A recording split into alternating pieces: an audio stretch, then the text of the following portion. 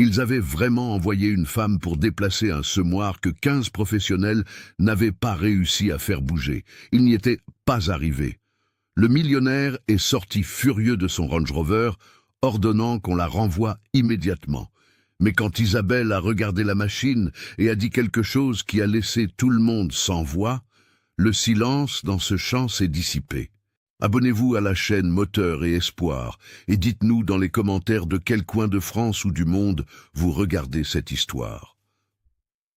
Ceci est l'histoire d'Isabelle Dufresne, une jeune femme de seulement 24 ans qui a passé 7 ans à se salir les mains avec de la graisse et de l'huile hydraulique dans les ateliers ruraux de la Beauce, cette région où arrivent les machines agricoles les plus grandes et les plus complexes de tout le bassin parisien.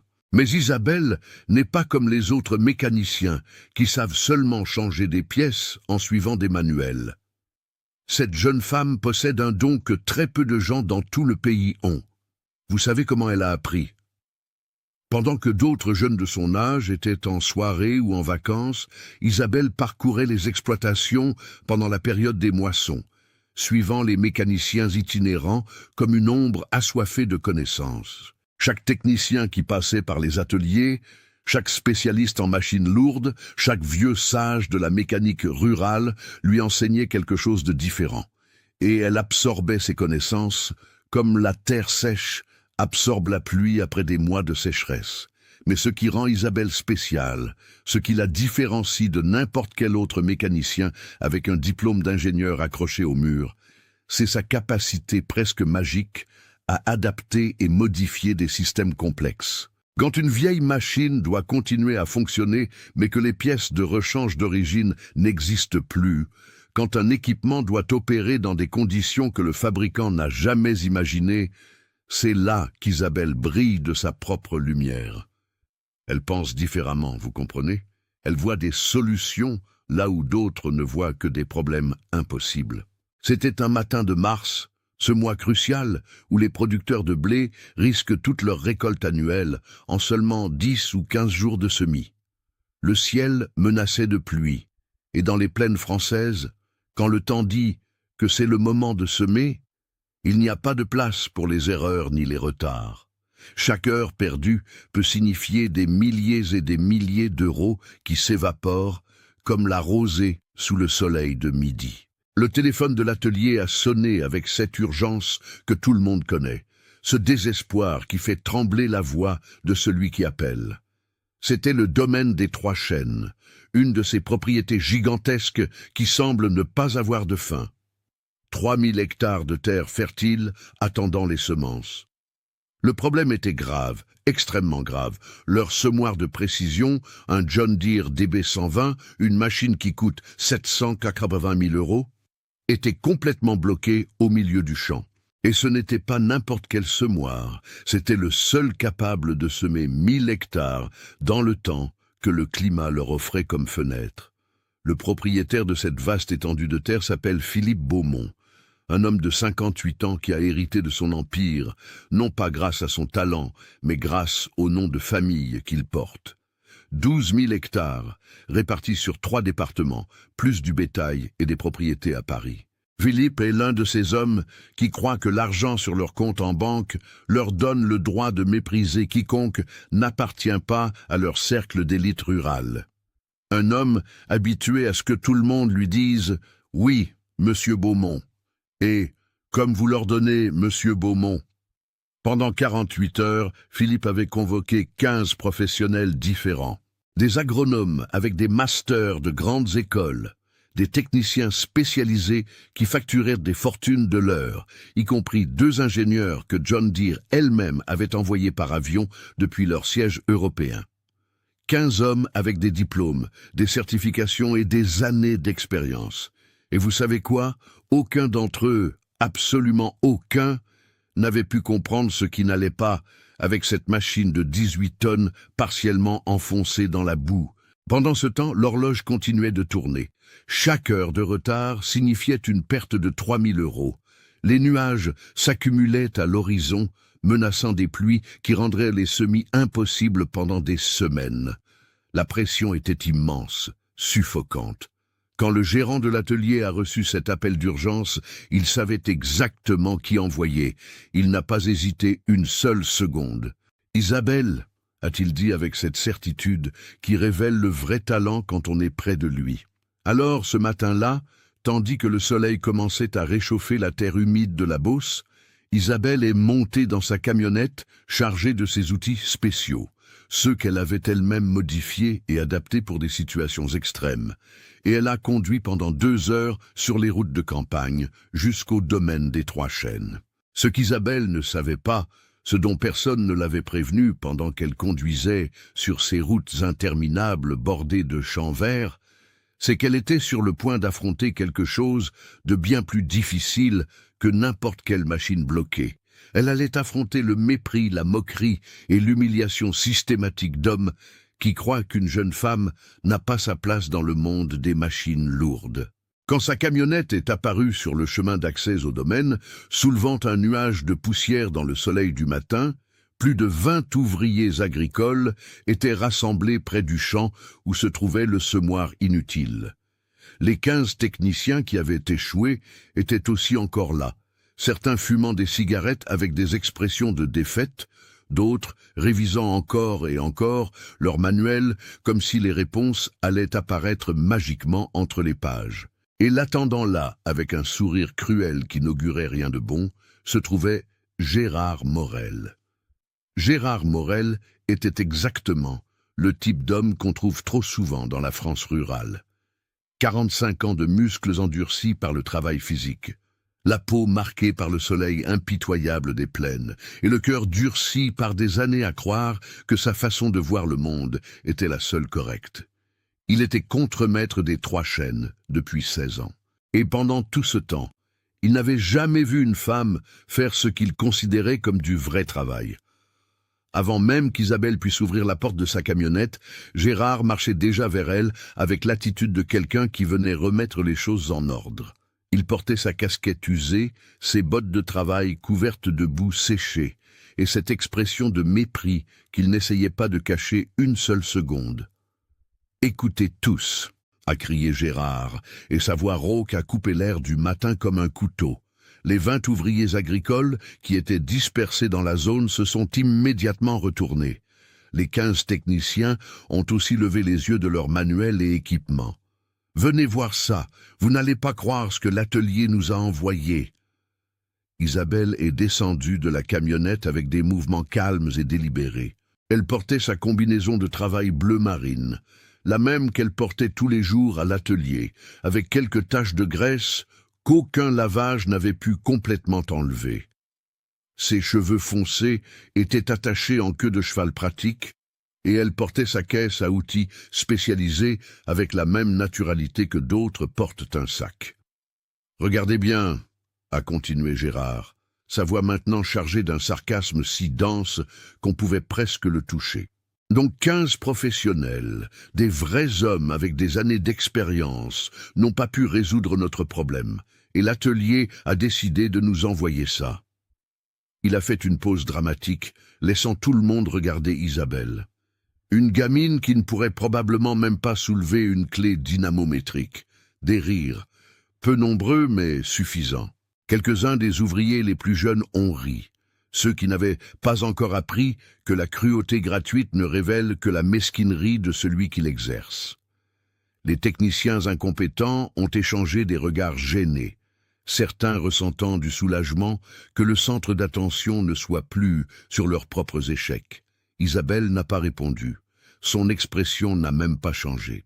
Elle avait déjà fait face à ce type d'accueil avant, bien que jamais aussi ouvertement hostile, jamais devant une foule aussi nombreuse. Elle a simplement commencé à marcher vers l'endroit où elle supposait que le semoir bloqué se trouvait. « Où tu crois aller ?» La voix de Gérard l'a arrêtée. « Monsieur Beaumont est en route, et crois-moi, il ne sera pas du tout content de voir qu'on a perdu encore plus de temps avec des expériences d'inclusion sociale. » C'est alors que le Range Rover noir est apparu, brillant comme un miroir sous le soleil. Le véhicule avançait sur le chemin de terre avec cette présence imposante que les voitures chères ont quand elles entrent dans des endroits où elles ne devraient pas être. Il s'est arrêté à quelques mètres de l'endroit où tout le monde était rassemblé, et Philippe Beaumont en est sorti.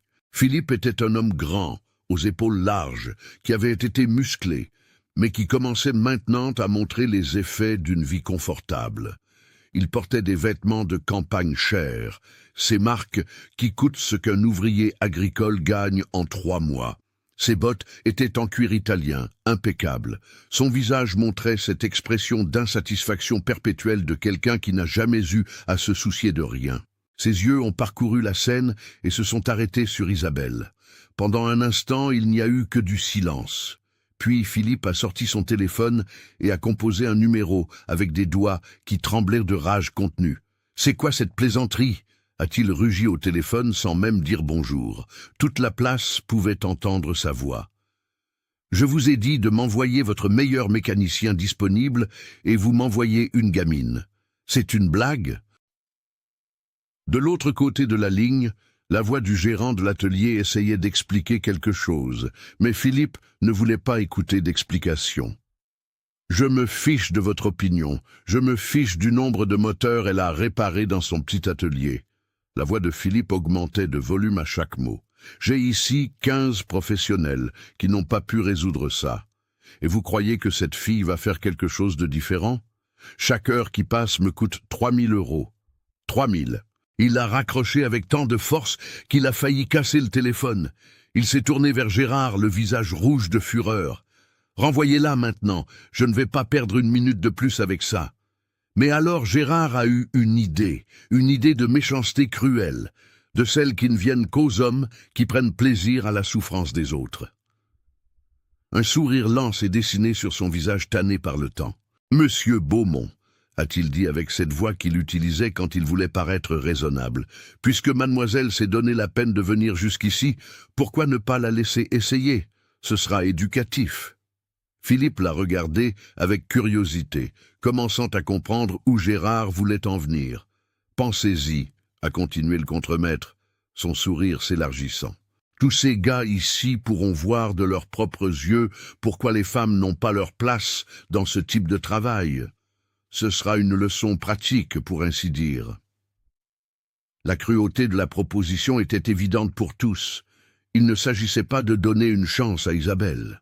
Il s'agissait de l'humilier publiquement, de transformer son inévitable échec en spectacle, en leçon pour toute autre femme qui oserait penser qu'elle pourrait faire le travail des hommes.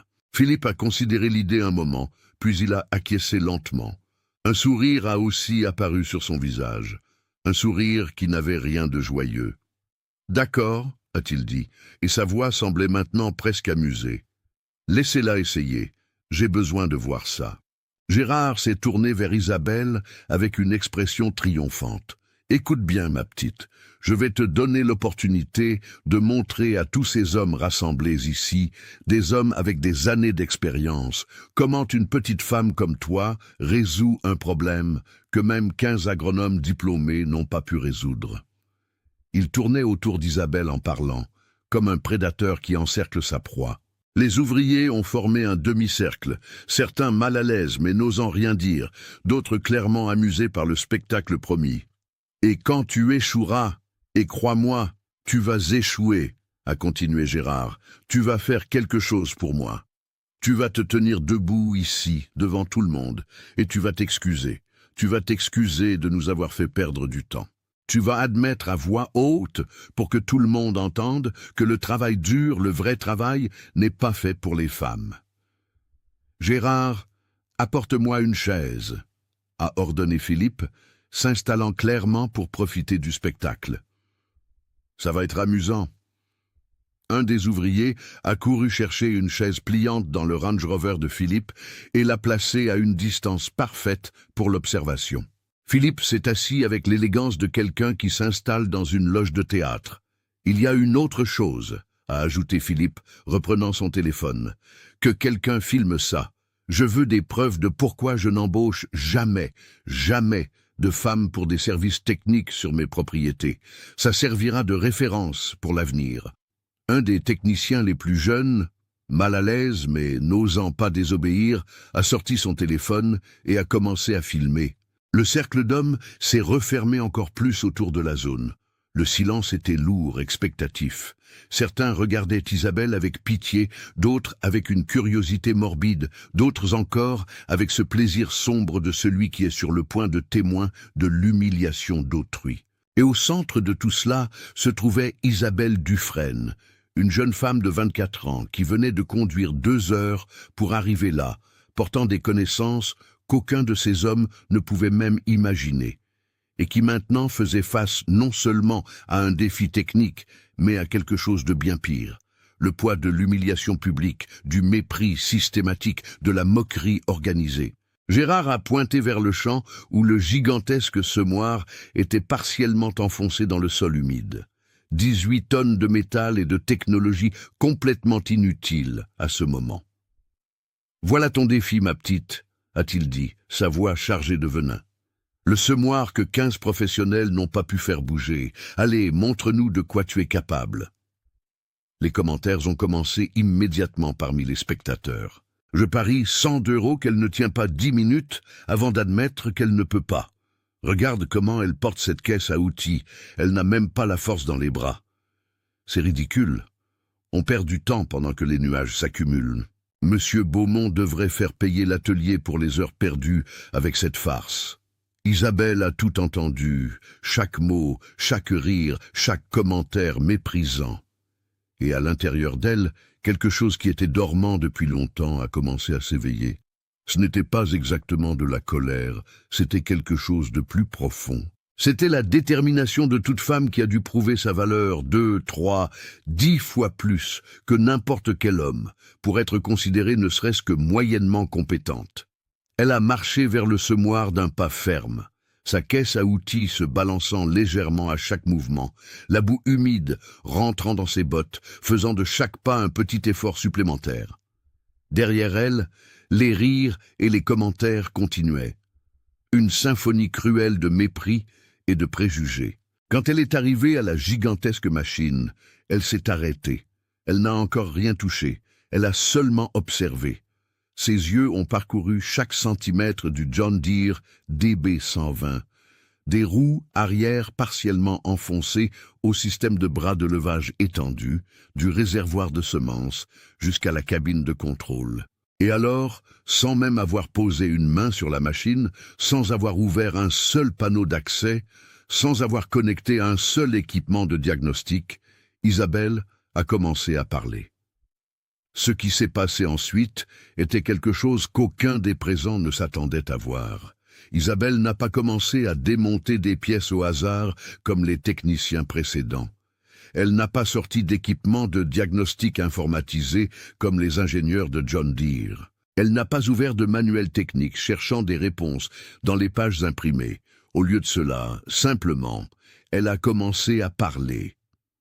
Sa voix était claire, ferme, professionnelle, et à chaque mot qui sortait de sa bouche, l'atmosphère commençait à changer d'une façon que personne n'aurait pu prévoir. « Le système de distribution pneumatique », a dit Isabelle, pointant vers les lignes qui allaient du réservoir de semences au bras de plantation.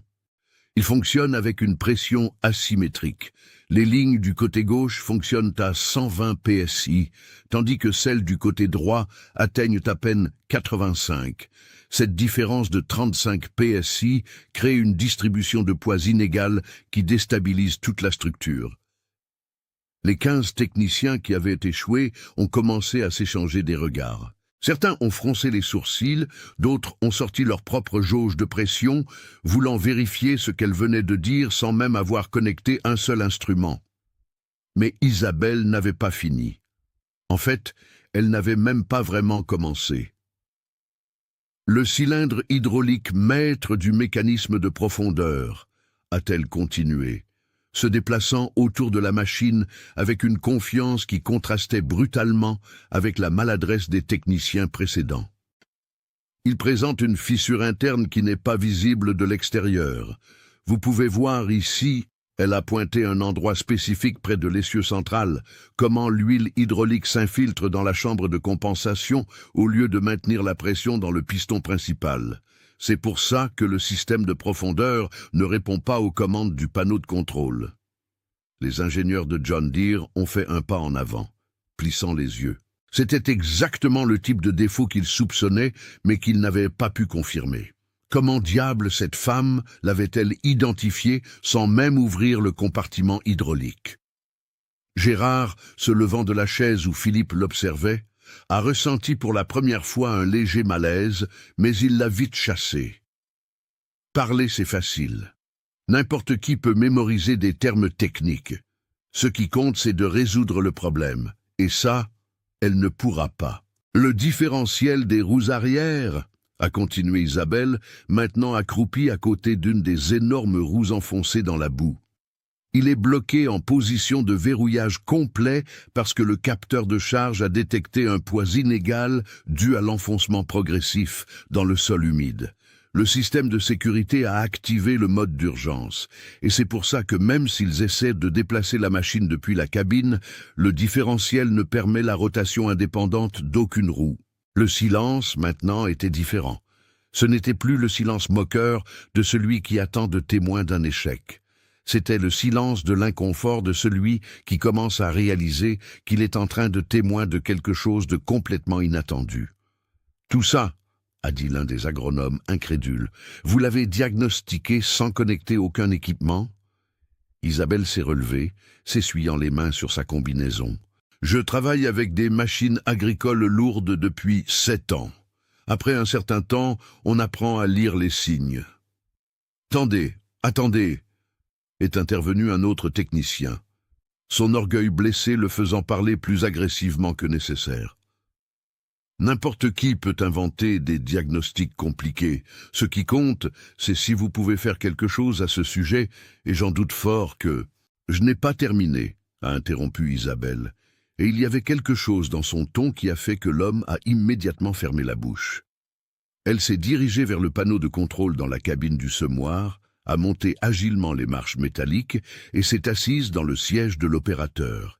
Ses doigts ont glissé sur le panneau digital, naviguant dans les menus et sous-menus avec une rapidité qui suggérait une connaissance profonde, pas de la chance ou des essais-erreurs. Ce qu'elle a fait ensuite a laissé tout le monde absolument paralysé. « Ce semoir », a dit Isabelle, sa voix maintenant assez forte pour que tout le monde l'entende clairement, a été illégalement modifié avec une puce de performance pour augmenter la vitesse de plantation au-delà des spécifications d'usine.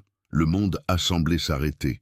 Philippe Beaumont, qui jusqu'à ce moment était allongé dans sa chaise avec une expression entre l'ennui et l'amusement, s'est raidi comme si une barre de fer avait été poussée dans son dos.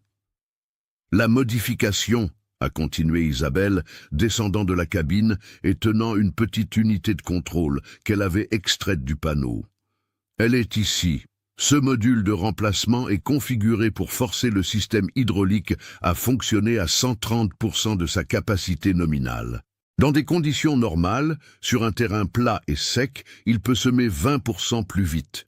Mais quand la machine rencontre une résistance inattendue, comme un sol mouillé et un point faible qui existe ici, ça déstabilise tout le système hydraulique. Elle a tourné le petit module dans sa main, le montrant à l'audience comme un procureur montrerait des preuves dans un procès. Cette modification a annulé toutes les garanties d'usine. Elle est complètement illégale selon les normes de John Deere.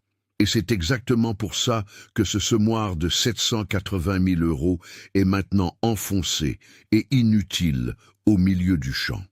Philippe était devenu blanc comme un fantôme. Son visage, qui quelques instants auparavant était rouge de rage et d'amusement cruel, était maintenant pâle comme du papier. Parce qu'il savait, mon Dieu, il savait que ce qu'elle disait était absolument vrai. 2 mois plus tôt, il avait lui-même autorisé cette modification. Il avait payé 40 000 € à un technicien sans scrupules qui avait promis de le faire sans que personne ne s'en aperçoive. L'idée était simple, semer plus vite, finir plus tôt, prendre de l'avance sur la concurrence, économiser des jours de travail, maximiser l'efficacité. Et quand le semoir s'était bloqué, quand les techniciens avaient commencé à arriver pour diagnostiquer le problème, Philippe n'avait jamais mentionné cette modification à aucun d'entre eux. Comment aurait-il pu? L'admettre aurait signifié admettre qu'il avait délibérément violé les spécifications de sécurité, qu'il avait annulé des garanties multimillionnaires, qu'il avait mis en danger un équipement extrêmement coûteux par pure cupidité. Mais d'une façon ou d'une autre, cette jeune mécanicienne qu'il avait essayé d'humilier, celle qu'il avait traitée comme une blague, avait découvert son secret en moins de 15 minutes. Ça, c'est une accusation très grave, a bégayé Philippe. Mais sa voix n'avait plus la même force qu'avant. Il ressemblait à un homme qui venait d'être pris dans un mensonge sans issue. « Ce n'est pas une accusation, » a répondu Isabelle avec un calme absolu. « C'est un fait technique vérifiable. Et ça explique parfaitement pourquoi aucun des techniciens précédents n'a pu diagnostiquer le problème. Ils cherchaient des défaillances dans les paramètres normaux d'opération. Ils ne cherchaient pas des modifications illégales parce qu'ils ont raisonnablement supposé que le propriétaire d'un équipement aussi cher ne serait pas assez imprudent pour altérer ses systèmes de sécurité. » Le silence était assourdissant. Quelques-uns des 15 techniciens ont commencé lentement à sentir les pièces du puzzle s'assembler dans leurs esprits. C'est pour ça que les valeurs hydrauliques ne correspondaient pas au manuel. C'est pour ça que le système électrique montrait des lectures incohérentes. C'est pour ça que tout leur diagnostic avait échoué. Gérard a regardé Philippe avec une expression qui était un mélange de confusion et quelque chose proche de la panique. Si ce que cette femme disait était vrai, si son patron avait vraiment modifié l'équipement illégalement et avait ensuite caché cette information pendant que 15 professionnels perdaient des jours à essayer de diagnostiquer le problème. « Maintenant, » a dit Isabelle, rangeant le module illégal dans sa poche et marchant vers sa camionnette. « Je vais vous montrer comment cette machine bouge. » De sa camionnette, elle a sorti 4 câbles d'acier haute résistance, chacun capable de supporter 10 tonnes de tension. Elle a apporté 2 crics hydrauliques portables de 15 tonnes chacun. Elle a sorti un jeu de clés spécialisé qui semblait de fait sur mesure et qui ont fait que plusieurs techniciens ont échangé des regards d'étonnement et un kit complet de valves de dépressurisation. Adapté. « Quelqu'un m'aide avec ces câbles », a-t-elle dit sans regarder personne en particulier. Pendant un instant, aucun des hommes n'a bougé. Puis, un des ouvriers agricoles les plus jeunes, un gars de peut-être 22 ans qui avait observé tout ça les yeux écarquillés, a fait un pas en avant. « Je vous aide, mademoiselle. »« Merci, » a répondu Isabelle simplement, et elle a commencé à donner des instructions précises sur où positionner chaque câble. Ce qui a suivi était une démonstration de connaissances techniques et d'habileté pratique qui a laissé tout le monde absolument sans voix. Isabelle travaillait avec une précision presque chirurgicale, chaque mouvement délibéré et efficace. D'abord, elle a connecté les crics hydrauliques à des points spécifiques du châssis du semoir, des endroits qu'elle a identifiés comme des points de charge structurale idéaux. Puis, utilisant des valves spécialisées, elle a commencé à libérer la pression de systèmes hydrauliques spécifiques dans une séquence exacte. Quand un système hydraulique se bloque sous une charge asymétrique, a-t-elle expliqué tout en travaillant, sa voix claire et didactique, on ne peut pas simplement forcer. La pression doit être libérée dans le bon ordre, le poids redistribué, et ensuite, progressivement, repressurisé. Ses mains bougeaient avec une confiance absolue entre les valves, les tuyaux et les connexions. Toutes les quelques minutes, elle vérifiait des lectures sur une jauge analogique qu'elle portait dans sa caisse à outils. Le système de pneus doit être purgé avant d'essayer de déplacer la machine, a-t-elle continué.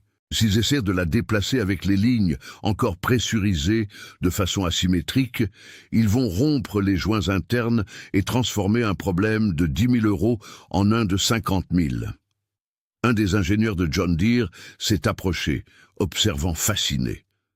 Elle faisait quelque chose qu'il savait théoriquement possible, mais qu'il n'avait jamais vu exécuter en pratique avec une telle élégance. C'était le mot. Il y avait une élégance presque artistique dans sa façon de travailler. 20 minutes après avoir commencé, Isabelle s'est relevée et a essuyé ses mains encore une fois sur sa combinaison. « Le jeune homme qui m'aide », a-t-elle dit, pointant vers l'ouvrier agricole qui avait été le seul à s'offrir. « S'il vous plaît, montez dans la cabine et allumez le moteur quand je vous le dirai. » Le garçon a hoché la tête, son visage montrant un mélange de nervosité et d'excitation. Isabelle a vérifié toutes ses connexions une dernière fois. Puis, utilisant une télécommande connectée aux crics hydrauliques, elle a commencé à appliquer une pression de levage graduelle aux points exacts où elle avait positionné les crics. Le semoir a gémi. Métal grinçant contre métal, hydraulique contre physique. Pendant un instant, rien n'a semblé se passer, puis, presque imperceptiblement au début, la machine a commencé à bouger. « Maintenant » a-t-elle ordonné au garçon dans la cabine. Le moteur diesel a rugi, prenant vie. Isabelle a fait des ajustements minimalistes sur ses télécommandes, redistribuant le poids avec une précision millimétrique. Et alors, comme si un sortilège avait été brisé, le semoir s'est complètement libéré de la boue avec un son mouillé de succion. « Avancez lentement » a-t-elle instruit. Très lentement, 5 mètres en avant. La machine a bougé. 18 tonnes de métal et de technologie qui avaient été complètement immobiles pendant 3 jours, qui avaient résisté aux efforts de 15 professionnels, qui avaient coûté des centaines de milliers d'euros en temps perdu, glissaient maintenant doucement vers un terrain plus ferme, sous la direction d'une jeune mécanicienne de 24 ans. 10 mètres, 12 mètres, 15 mètres. « Arrêtez-vous là », a ordonné Isabelle. « Parfait. » Le silence qui a suivi a été interrompu par quelque chose de complètement inattendu. Un des ouvriers agricoles a commencé à applaudir, puis un autre, et un autre. En quelques secondes, tous les ouvriers agricoles applaudissaient et criaient des mots d'admiration. Incroyable! Elle a réussi! Mon Dieu, elle a vraiment réussi! Les techniciens n'applaudissaient pas, mais plusieurs hochaient la tête avec un respect professionnel. Les 2 ingénieurs de John Deere se sont échangés des regards avec des expressions qui mélangeaient l'étonnement et quelque chose qui ressemblait à de la honte d'avoir échoué là où elle avait triomphé. Isabelle a méthodiquement ramassé ses outils, remettant chaque pièce à sa place correcte dans la caisse. Il n'y avait pas de triomphalisme dans ses mouvements, pas d'arrogance, juste la satisfaction tranquille d'un travail bien fait. Gérard Morel était debout à côté de la chaise vide de Philippe, la bouche légèrement ouverte, incapable de traiter complètement ce qu'il venait de témoin. Toute la cruauté qu'il avait planifiée, toute l'humiliation qu'il avait soigneusement orchestrée, lui avait explosé au visage de la façon la plus spectaculaire possible. Et Philippe Beaumont, l'homme qui avait transformé ce moment en spectacle, qui avait voulu démontrer que les femmes n'avaient pas leur place dans le travail technique, se tenait à l'écart, son visage montrant un mélange complexe d'émotions, choc, honte et le terrible début de la réalisation de combien monumentalement il s'était trompé dans son jugement. Mais l'histoire n'était pas terminée. En fait, elle était sur le point de prendre un tournant que personne, absolument personne, n'aurait pu prévoir. Parmi les ouvriers agricoles qui avaient témoin de toute la scène, il y avait un homme qui jusqu'à ce moment n'avait pas dit un seul mot. Un homme de 62 ans au visage marqué par des décennies de travail sous le soleil, vêtu de vêtements simples et usés de paysan. Il avait observé tout depuis le début avec une intensité silencieuse que personne n'avait remarquée. Maintenant, l'homme commençait à marcher vers l'endroit où Isabelle rangeait ses derniers outils. L'homme de 62 ans marchait lentement mais fermement vers Isabelle. Il y avait quelque chose dans sa façon de bouger qui faisait naturellement que les gens s'écartèrent de son chemin, même sans qu'il dise un seul mot ni fasse aucun geste exigeant. Quand il est arrivé devant Isabelle, il a tendu sa main dans un geste simple et direct. « Léopold Marchand », s'est-il présenté avec une voix calme mais limpide. « Un plaisir de rencontrer quelqu'un qui s'y connaît vraiment. » Isabelle a serré sa main, légèrement confuse mais polie. « Isabelle Dufresne, merci. Monsieur Marchand est le président de la Fédération des céréaliers du bassin parisien. a dit un des ouvriers proches, sa voix chargée d'un respect révérencieux. L'effet de ces mots a été immédiat et dévastateur. Philippe Beaumont, qui était à distance, essayant d'assimiler son humiliation, s'est raidi comme s'il avait reçu une balle. Gérard Morel a visiblement pâli. « Je représente 420 producteurs ruraux de toute la région », a expliqué Léopold, avec ce ton informel que les personnes vraiment puissantes utilisent quand elles n'ont pas besoin de prouver leur autorité. Notre fédération coordonne des achats collectifs de machines qui brassent plus de 250 millions d'euros par an. Nous travaillons aussi avec toutes les entités de financement agricole de la région. Il a fait une pause, laissant l'information être absorbée. Puis, il s'est tourné lentement vers l'endroit où Philippe se trouvait. « Je visitais discrètement plusieurs propriétés cette semaine pour évaluer les opérations de semis, » a continué Léopold, maintenant sa voix calme, mais acquérant un ton coupant qui tranchait comme un couteau. « Je voulais voir de mes propres yeux comment nos collègues gèrent les défis de la saison. » Il s'est approché de Philippe, qui semblait avoir physiquement rétréci ces dernières minutes. « Monsieur Beaumont, j'ai témoin de toute cette situation du début à la fin. Chaque mot était dit avec une précision délibérée. J'ai vu comment vous et votre contremaître avez organisé une humiliation publique d'une professionnelle qui est venue vous aider. J'ai vu comment vous avez transformé une urgence technique en spectacle cruel. Et j'ai regardé pendant qu'elle, avec plus de dignité et de professionnalisme que vous ne le méritiez, a résolu en 25 minutes ce que 15 techniciens n'avaient pas pu résoudre en 3 jours. » Philippe a essayé de parler, mais Léopold a levé la main. « J'ai aussi entendu la révélation sur les modifications illégales de votre équipement.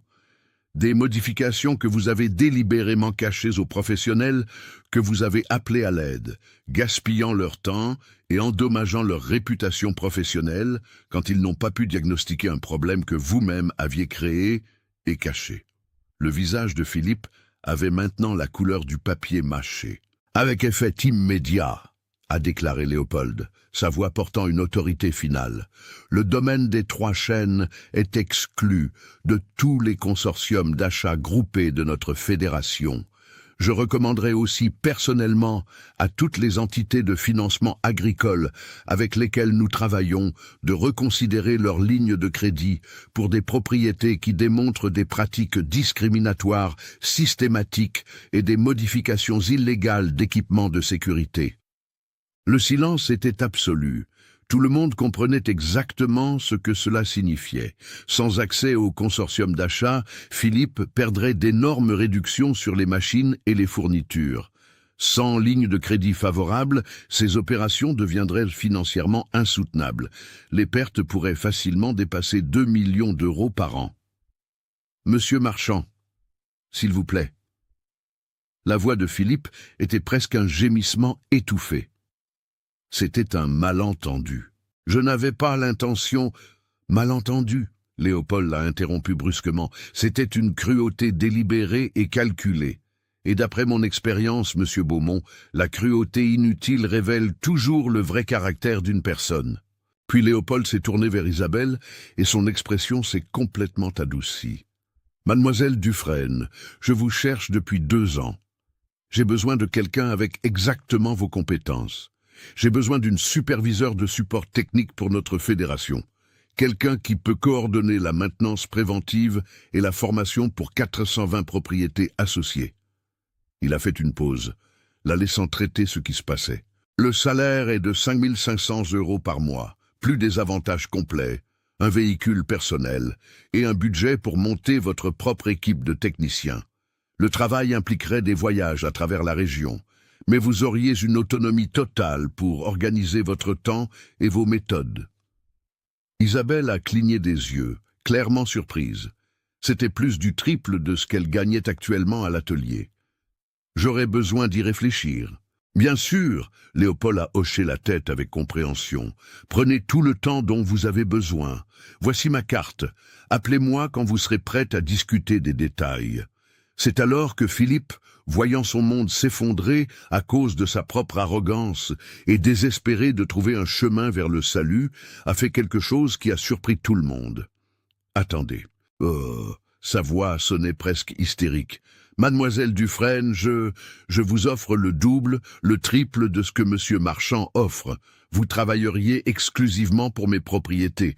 Vous auriez un accès illimité à... » Isabelle s'est tournée vers lui. Ses yeux, qui étaient restés calmes même pendant les pires humiliations, brillaient maintenant de quelque chose qui n'était pas de la colère, mais quelque chose de plus profond et de plus dévastateur. Un mépris authentique. « Monsieur Beaumont », a-t-elle dit avec une voix si calme que tout le monde a dû se pencher en avant pour entendre, « je ne travaille pas pour des hommes qui ont besoin d'humilier les autres pour se sentir puissants. » Elle a laissé ces mots flotter un moment. Je préfère enseigner ces compétences à des gens qui valorisent vraiment la connaissance, peu importe qui en est le propriétaire. Je préfère travailler avec des personnes qui mesurent les autres par leurs compétences et leur caractère, pas par leur genre ou leur compte en banque. Elle s'est tournée vers Léopold et lui a tendu la main à nouveau. « Monsieur Marchand, j'accepte votre offre. Ce sera un honneur de travailler avec votre fédération. » Les ouvriers agricoles, qui avaient été témoins de tout, ont éclaté en applaudissements une fois de plus, cette fois encore plus fort. Certains criaient des mots de soutien et d'admiration. Le jeune homme qui avait aidé Isabelle avec les câbles avait des larmes aux yeux. Gérard Morel, comprenant que son propre avenir venait de devenir très incertain, s'est discrètement retiré dans l'ombre, comme des cafards qui fuient quand la lumière s'allume. Et Philippe Beaumont se tenait seul, entouré d'ouvriers qui le regardaient avec un mélange de pitié et de satisfaction de justice poétique, faisant face pour la première fois de sa vie aux conséquences réelles de sa cruauté et de ses décisions. 1 an plus tard, la région de la Beauce s'est réveillée avec ce ciel dégagé qui promettait un jour de travail parfait dans les champs. Mais quelque chose avait profondément changé dans la région. Quelque chose qui allait bien au-delà du climat ou des récoltes. Isabelle Dufresne n'était plus la jeune mécanicienne solitaire qui travaillait dans un atelier rural. Maintenant, elle conduisait un Toyota Hilux complètement équipé, avec le logo de la Fédération des céréaliers sur les portes. Et elle ne voyageait pas seule. Elle était accompagnée de 3 techniciens qu'elle avait elle-même sélectionnés et formés. Et parmi eux, il y avait une jeune femme de 22 ans appelée Camille, qui avait abandonné ses études d'infirmière quand elle avait découvert sa vraie passion, la mécanique hydraulique. Le programme de formation technique qu'Isabelle avait conçu et dirigé pendant cette année n'était pas comme les cours traditionnels donnés dans des salles de classe avec des tableaux noirs et des manuels ennuyeux. C'était de l'apprentissage pratique, les mains dans la graisse, avec de vraies machines faisant face à de vrais problèmes. Apprendre en faisant, apprendre exactement de la même façon qu'elle-même, avait appris des années auparavant. En 12 mois, 150 professionnels avaient participé au programme. Et de ces 150, 55 étaient des jeunes femmes qui avaient découvert qu'elles avaient un talent naturel pour quelque chose que la société leur avait dit toute leur vie n'était pas pour elles. Maintenant, ces 55 femmes travaillaient dans des propriétés à travers toute la région, démontrant jour après jour que la compétence technique n'a pas de genre, seulement du dévouement et de la passion. Le protocole de diagnostic pour les systèmes hydrauliques complexes qu'Isabelle avait développé basé sur ses années d'expérience pratique avait été officiellement adopté par la Fédération. Les chiffres ne mentaient pas. Le temps moyen d'arrêt des équipements pendant les périodes critiques de semis et de récolte avait été réduit de 35%. Cela représentait des millions d'euros d'économies, des milliers d'hectares semés au bon moment, des récoltes qui n'étaient pas perdues en attendant des réparations. Mais si quelqu'un avait demandé à Isabelle quelle était sa plus grande fierté de cette année, elle n'aurait pas mentionné les chiffres, ni les économies, ni même les 55 femmes qui avaient maintenant des carrières réussies. Elle aurait mentionné un jeune homme de 19 ans appelé Thomas. Thomas Beaumont était apparu à l'un des ateliers de formation d'Isabelle il y a 6 mois, inscrit sous le nom de famille de sa mère pour que personne ne le reconnaisse. Il était timide, silencieux, avec des mains délicates qui n'avaient jamais tenu une clé dynamométrique. Mais dans ses yeux, il y avait quelque chose qu'Isabelle a immédiatement reconnu. une soif de connaissance, une vraie passion pour comprendre comment les choses fonctionnent. Pendant des semaines, Thomas a assisté à chaque session pratique. Il arrivait tôt et partait tard, posant des questions intelligentes et absorbant chaque explication comme la terre sèche absorbe la pluie. Isabelle a vu comment ses mains sont progressivement devenues plus confiantes, comment ses diagnostics sont devenus plus précis, comment il a commencé à voir les systèmes mécaniques non pas comme des ensembles confus de pièces, mais comme des organismes intégrés qui pouvaient être compris et guéris. C'est seulement au 3e mois qu'Isabelle a découvert qui il était vraiment. Un après-midi, après une session particulièrement intense sur les transmissions différentielles, Thomas s'est approché d'elle avec une expression nerveuse. « Mademoiselle Isabelle, a-t-il dit avec une voix tremblante, je dois vous dire quelque chose. Mon nom de famille complet est Thomas Beaumont. Je suis le fils de Philippe Beaumont. » Le silence qui a suivi était lourd. Isabelle l'a regardé fixement, traitant cette information. « Je suis venu ici sans que mon père le sache, » a continué Thomas, les mots sortant rapidement comme s'il les avait gardés pendant des mois. « Toute ma vie, il m'a dit que les Beaumont ne se salissent pas les mains, que le travail manuel est pour les employés, pas pour la famille. Mais j'ai toujours voulu comprendre comment les machines fonctionnent. J'ai toujours voulu apprendre ça. » Il a fait une pause, les yeux brillants de larmes contenues. « J'ai vu la vidéo de ce qui s'est passé ce jour-là dans notre domaine. Quelqu'un l'a publiée sur Internet et elle est devenue virale dans les cercles agricoles. J'ai vu comment mon père vous a traité. J'ai vu comment vous avez gardé votre dignité et prouvé votre valeur. Et j'ai su que si j'allais vraiment apprendre ce métier, ça devait être avec vous. » Isabelle est restée en silence pendant ce qui a semblé une éternité. Puis elle a simplement hoché la tête. « Thomas, je ne juge pas les gens par les péchés de leur père.